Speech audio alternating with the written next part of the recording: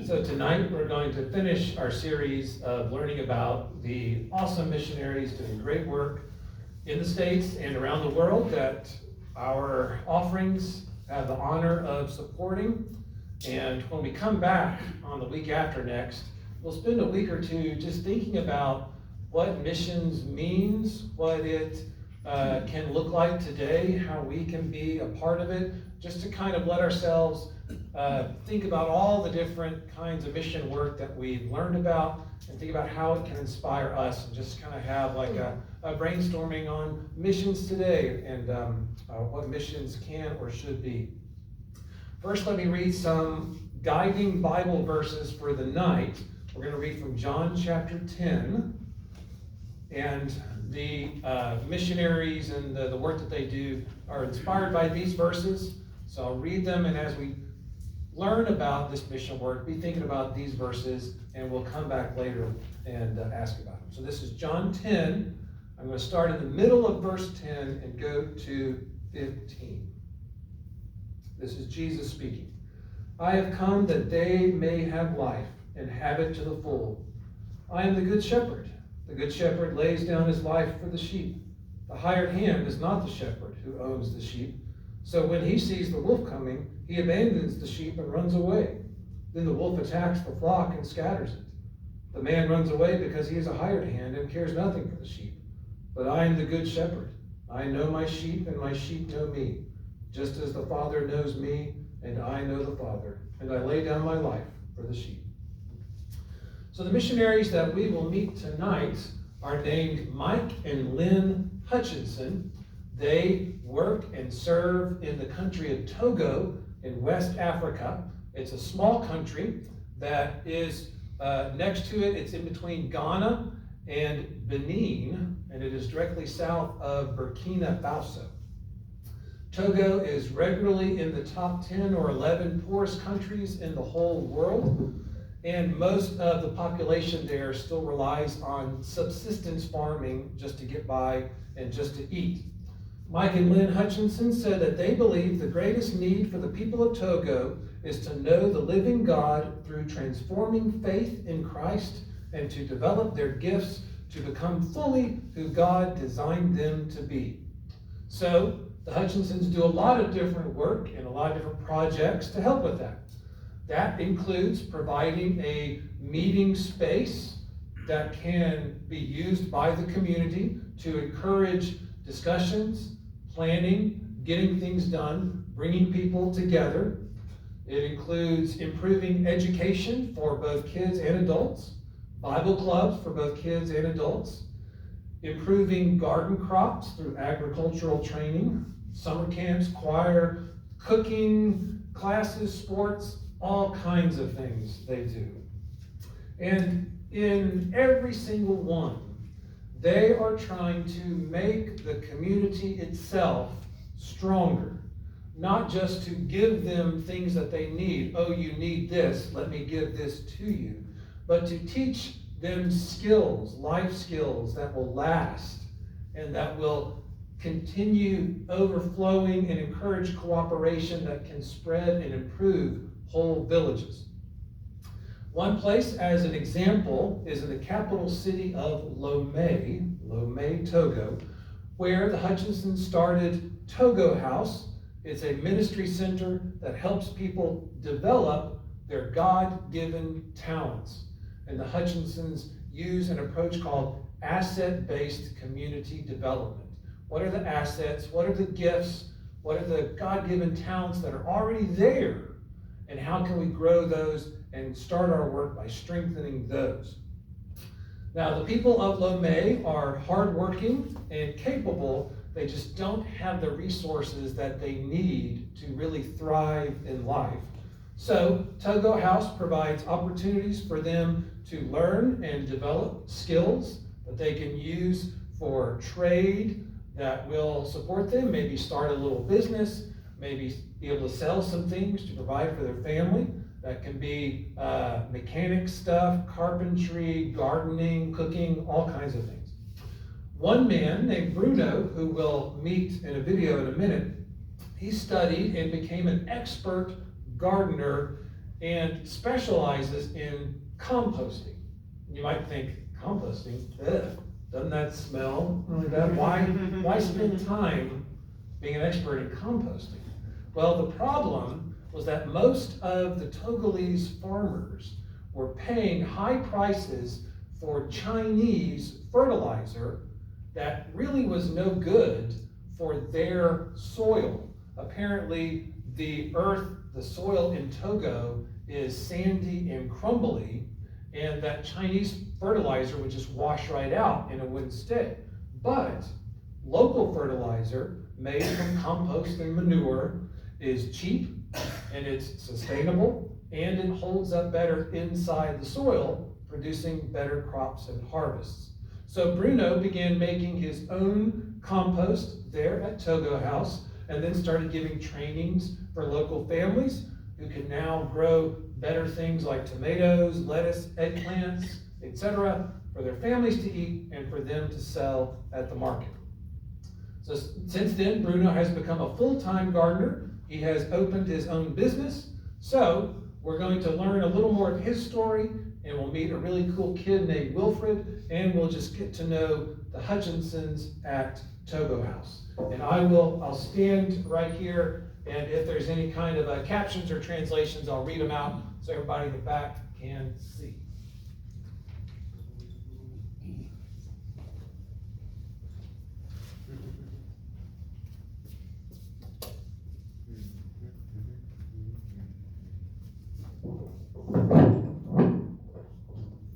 That was the John 10 verse that I read earlier. In Togo, life is a struggle. It's the 11th poorest country in the world. We do a lot of subsistence farming. And the town Lome is pretty developed. We have electricity, running water, internet. When you go up country, it's a different story. People still live in mud huts. People do not have electricity. They're still pulling water out of a well. Hospital care is limited. When we came to Togo, we didn't have a program. We were interested in helping people develop not only their physical lives, but their mental lives and their spiritual lives. Lynn and Mike listened to the community. Together, they created Togo House. Togo House is a flexible, responsive ministry, which means that it belongs to the neighborhood. People in the neighborhood feel free to come to take part in all of the activities. The activities are free, and they also are a part of planning what will take place there. Here in West Africa, there are so many needs. People began to believe that they had nothing and became a bit without hope. Asset-based community development does not start from a concept of scarcity. So always we're looking for ways to focus not on the scarcity, but what we do have and how to make the most of that. And in John 10:10, Jesus said, I am come that they might have life and have it more abundantly. And this sense of abundance is what we want people to know about. God created you with a certain capacity. We're here to help you reach that capacity, to find out who God made you to be, because then you're going to take off. That's the John 10:10 verse again.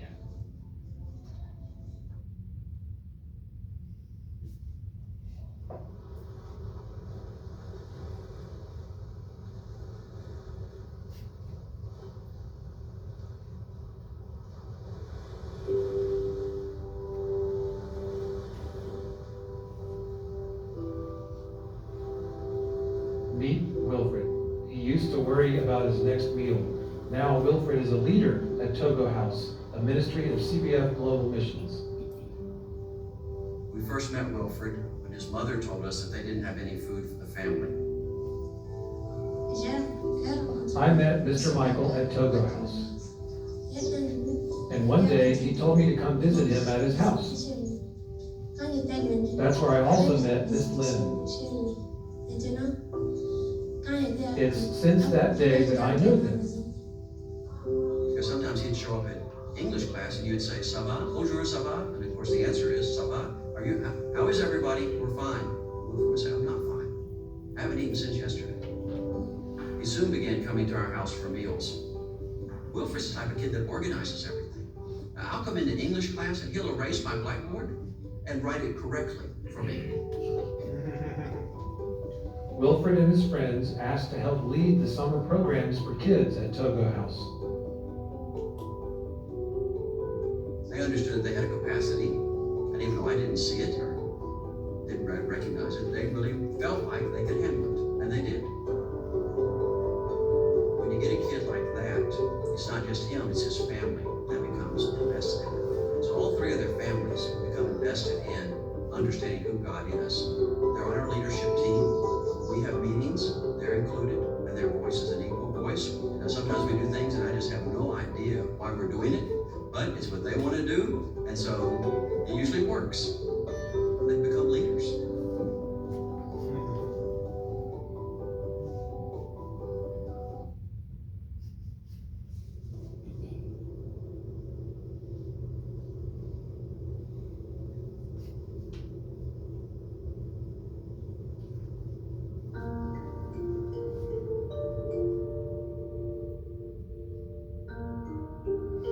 Meet Bruno. He and his wife struggled to support their family. Thanks to Togo House, they are now thriving. At first, I worked with my father in the garden. I grew flowers with my father. Michael was a client of mine. He asked me to come work with him. Very quickly realized he knew nothing about gardening at all. I really knew nothing. I said, I thought you were a gardener. He said, oh no, I worked for my father there. He didn't pay me anything. That's why I'm asking for a job. His father was hard on him. Even to eat became difficult for us. So he said, I've been looking for something I can feed my wife and my child. I said, well, bring her. Very quickly realized Bruno didn't make it to the 4th grade, but Bruno is very smart. Bruno can figure out anything. He has the capacity to really reflect on things and find out why things happen. When Bruno began to work with Michael, we did not go without food anymore. Our lives have changed. In the past, I suffered a lot. I knew I could do something, but I didn't have the means to figure it out. Now a lot of things have changed for the better. Now he's a full-time gardener, makes a very successful business. Fafa also started saying, what can I do myself? And so she makes chicken wings and she sells them on the roadside. And normally within 3 hours, she's sold out. Some days, she makes more money than Bruno makes. They've gone from being a family that nobody even finished elementary school to a family that's sending their kid into a private school. They gave me ideas and they encouraged me to try. So we say thank you to God and to CBF too.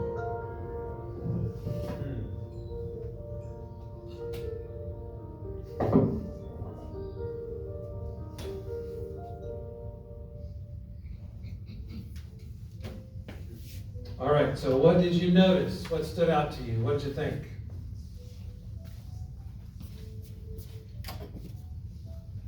Discovering and implementing talents. Yes. Like part of the work of the Hutchinsons was discovering the talents that people had. It's almost like they center their whole ministry around the people they're serving, not their preconceived notion about what the ministry should be, so that they're open to opportunities that are brought to them by the people they serve. Yeah, they might not have known of those opportunities. They're not from Togo. They didn't grow up in Lomé, but those people did. The Togolese did. Yeah, Jan. My daughter Mary Ann and my grandson have both been missionaries to Togo. Really? And Mary Ann took Tristan there when he was 15 with a job of lining people up for the clinic. And then Tristan ended up fitting him with glasses. But his most favorite thing that week that he was in Togo was witnessing. And I have an adopted grandson named Mensa there who has gone to school, a lovely person. And he calls me Mimi and texts me about once a week, and his wife is a nurse, and they have a 2-year-old. And the problem in Togo is there are no jobs available. And so, we are supporting Mensa. When they got married, I sent them some money so they could plant trees. And, so we're trying now to get Mensa and his family to the United States. And, he was Mary Ann's interpreter the first time she went. So that's the connection, and they're absolutely the loveliest and kindest and sweetest people you would ever want to know. Good. And I look forward to meeting them in person. Oh, wonderful. Hope And they Mary get Ann to see- said if you wanted them to talk to us, what do you call those? Oh, like on a Zoom meeting kind of thing? Uh-huh. Oh, wow. And she would arrange that if you all are interested. Oh, wow. That'd be something. Yeah. I'm gonna keep that idea in my pocket. Yeah. Yeah, what did they say, the 10th or 11th poorest country in the whole world? And the Bruno guy said, I knew I could do something, I wanted to do something, but he just didn't have any means to do it. Anything else that you noticed that jumped out at you? Well, they seem to be very intelligent, although they may be illiterate. Mm-hmm. Yeah, I can imagine the schools just aren't of high enough quality, and I'm sure most of the time is spent on just getting food and water, and so you wouldn't have time to do homework or go to class. Yeah. Well, what would have been different if Mike Hutchinson had said to young Wilfred, hey, maybe one day when you're older, you can help out, but for now, just go play soccer and go to class? What would have been different if Mike? Everything. Everything, because he didn't want to just do that. He had a great idea. Yeah. And he knew better than the grown-up, well-educated people from America. And continues to have great ideas. I think they saw what could happen with someone, noticed the potential that individual had, and the desire to do that. And you don't wait on that, you do something now and get them engaged with it, and you see what happened. And through that whole thing, what does Jesus always talk about? He talks about love. And that's where it all starts. You love people, you love Jesus. But I think noticing that potential, and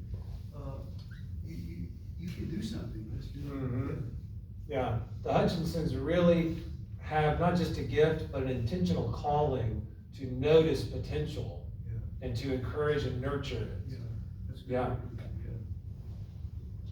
Well, here in Bruno's story, did you hear when Mike said, after we started talking to Bruno, said we needed kind of a gardener, we soon realized he knew nothing about gardening. Now, usually when people apply for a job, if they don't have the skills that an employer is looking for, the employer just says, thank you for your application, but we will pursue other candidates, right? Because you want to hire somebody who has the skills that you need.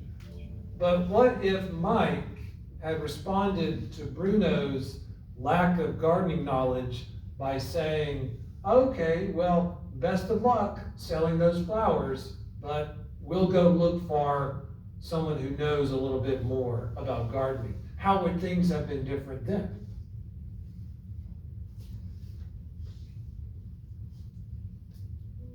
The flowers wouldn't have fed his family.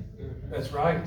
That's right. It was his dad's flower business, and the dad was very restrictive in how much money Bruno could earn, which meant how much food they could eat. Well, get this. So part of the job Bruno was hired for by Mike and Lynn was to help Togo House get started years ago when they first started it, and to be its first director. It was kind of part-time gardening, part-time directing Togo House as a ministry center. And when the Hutchinsons took a chance on him, he then became an invaluable asset, much like young Wilfred. They took a chance on him, and I think you heard Mike saying, I was a little hesitant, I mean, it's just this kid, but okay. And when Bruno was hired, he rallied all of the neighbors, all the community around Togo House and its ministries, its classes, its workshops, because the local people listened to Bruno because he was one of them. He had come from there, and he got them all on board with the good things that the Hutchinsons and Togo House was doing. He recruited volunteers for programs, he publicized the events, he evaluated the ministries that they were doing and improved them. But most important of all, Bruno said, working at Togo House helped me discover the courage and self-worth I always knew was inside. Mike and Lynn showed me that I'm able to do something, that I have intelligence, and they helped my family in all things. So, in both Wilfred and Bruno's story, when I asked, think about what would be different, how did the blessings go both ways? How did you hear and see blessings going both ways in Bruno and Wilfred's story? Well, they fed Wilfred and helped his family, and then Wilfred in return helped them. Yeah. And the same with Bruno. They helped Bruno learn these skills, and now he can feed his family. And in return, Bruno's knowledge and respect in the community and his knowledge of what needs to happen and how it can happen in that place was invaluable. And like June said earlier, the Hutchinsons could have come in and said, all right, we've read this missionary textbook, so we know what to do. We're going to do X, Y, and Z. So all you people, you do these things. But they, like I said, they are not Togolese. They didn't grow up in Lomé. Bruno and Wilfred did. And so by encouraging and supporting Bruno and Wilfred to find the gifts that had yet to be nurtured, it blessed the Hutchinsons and Togo House in return. And that's one of the running themes that we've noticed in a lot of this mission work and these missionaries that go overseas, is how it also blesses the workers in return. That when we talk about transformation and lives being changed, it's not just we're bringing this new life to these people, their lives are changed, but it's sharing life together in the mission field. All the lives are changed, including the missionaries and the staff and the workers and everyone. The Hutchinsons recognized that they didn't know anything about the city and didn't have all the answers, so the best way to help Togo was to talk to the local people of the community and encourage them and cultivate them. It's a good kind of gardening analogy. They were kind of cultivating the seeds that were already there.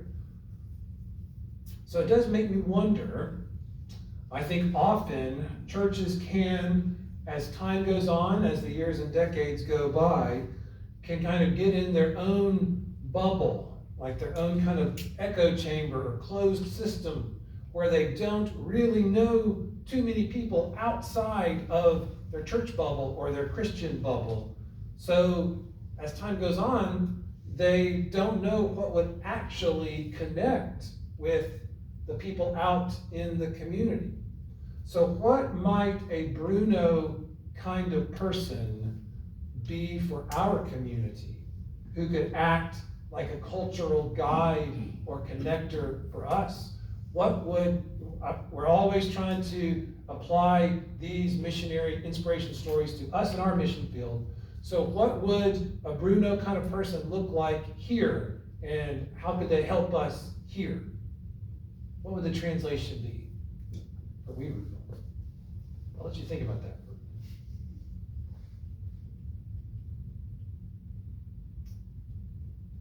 What kind of person they would be, what they would look like, what they would do.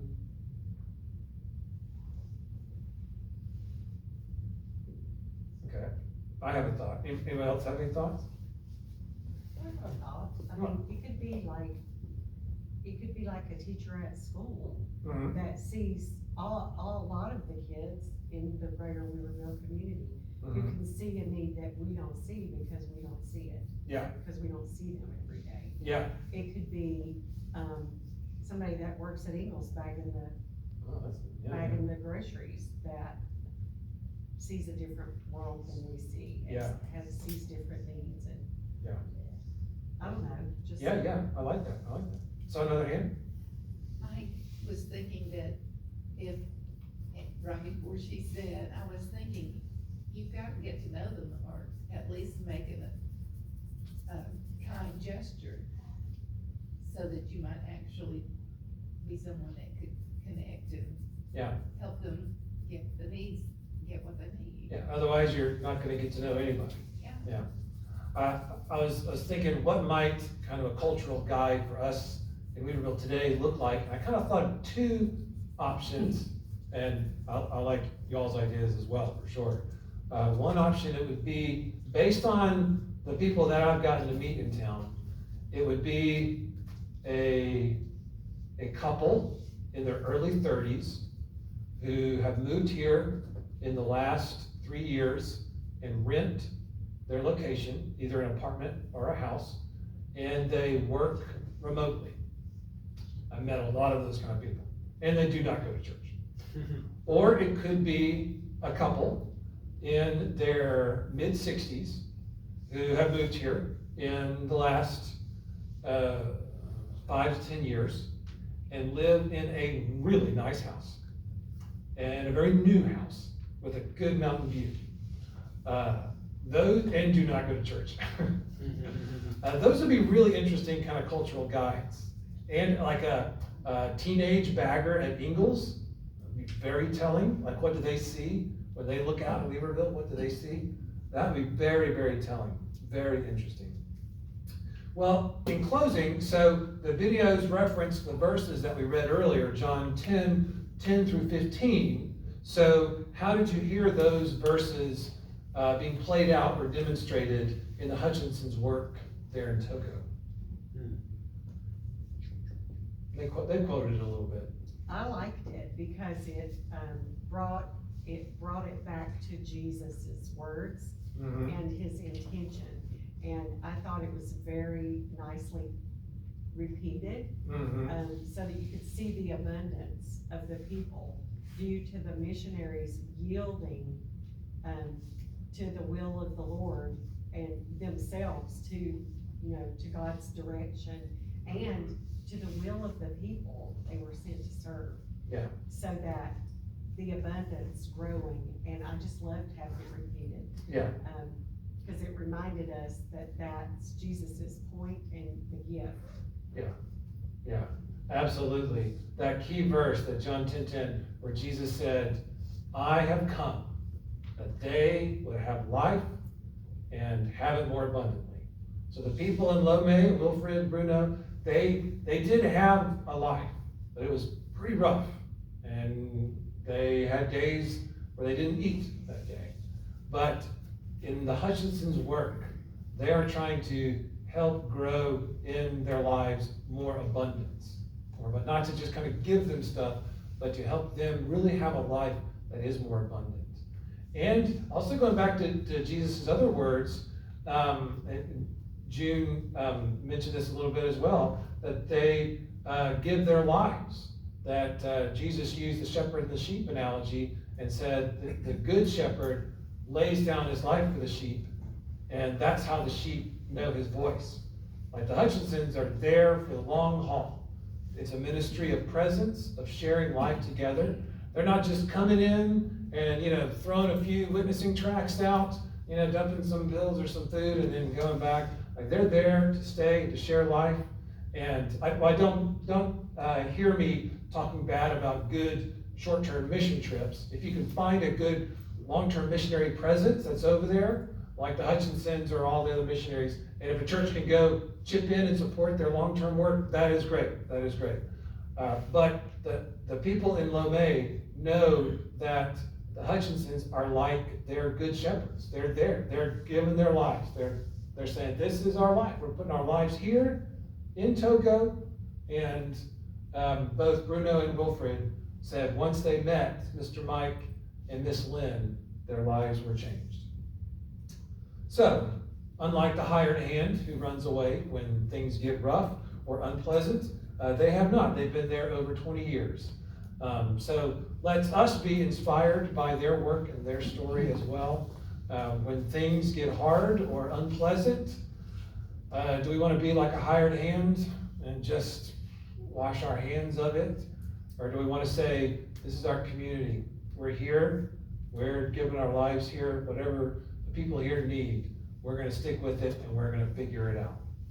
So, let us say a prayer to end our Bible study time tonight, and when we come back in 2 weeks, we'll think about what missions means and looks like today. Let's pray.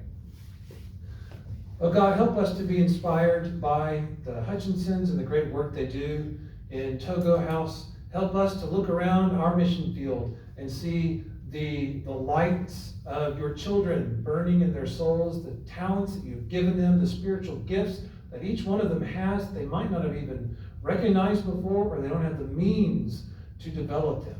Help us to be shepherds of our Weaverville flock and to help provide a more abundant life for everyone who lives around us. In your holy name we pray. Amen.